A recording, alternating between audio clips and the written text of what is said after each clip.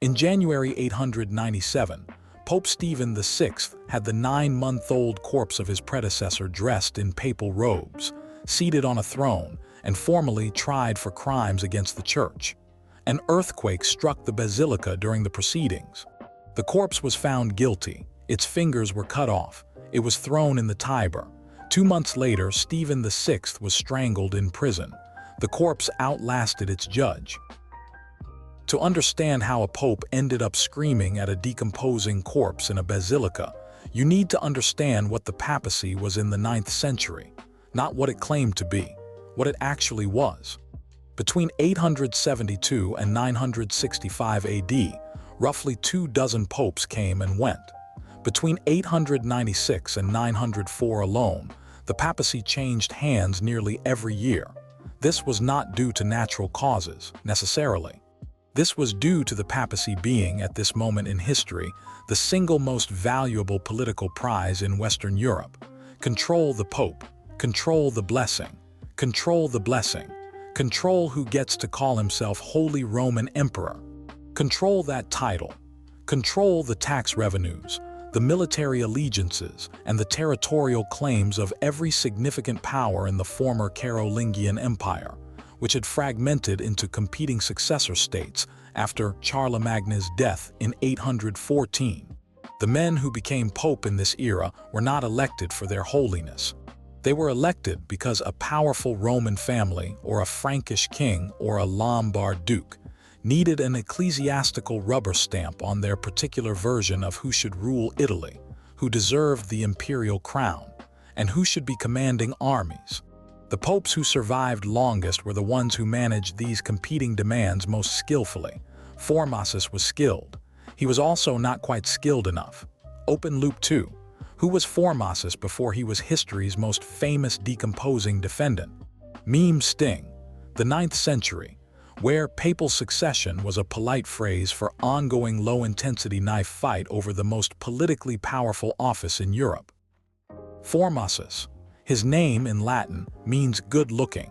He was, from early in his career, conspicuously good at his job and the kind of conspicuously good that makes powerful men nervous. He served as Bishop of Portus, the Roman port district. He was a successful missionary.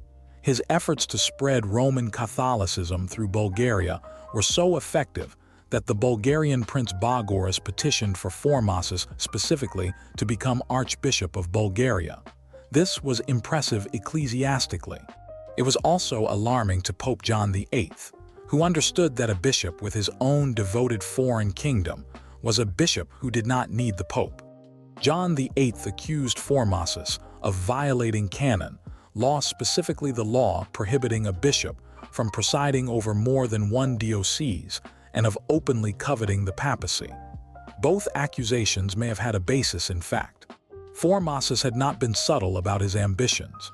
In 876, John VIII had Formosus excommunicated, stripped of his ecclesiastical rank, and forced to swear an oath at Troyes that he would remain a layman and never return to Rome. Formosus left. He waited. He came back. The oath at Troyes would be cited at the Cadaver Synod 21 years later as evidence of perjury. The accusation that he had presided over multiple dioceses, abandoning Portus, for the papacy would also be cited at the Cadaver Synod. John VIII's accusations, filed in 876 and largely forgotten, became Stephen VI's prosecution brief in 897.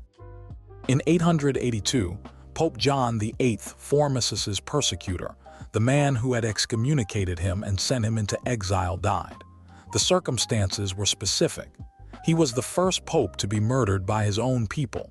The method was also specific. First, they poisoned him. The poison worked too slowly. The murderer, impatient, bashed John's head in with a hammer. This is the environment in which Formosus was operating. This is what happened to popes who made too many enemies. John VIII made too many enemies. John VIII ceased to be a problem. After John's death, Formosus's excommunication became irrelevant. The new pope, Marinus I, reinstated him. Formosus resumed his bishopric at Portus. He waited through the reigns of Marinus I, Adrian III, and Stephen V. In 891, Formosus was unanimously elected pope. He was approximately 75 years old,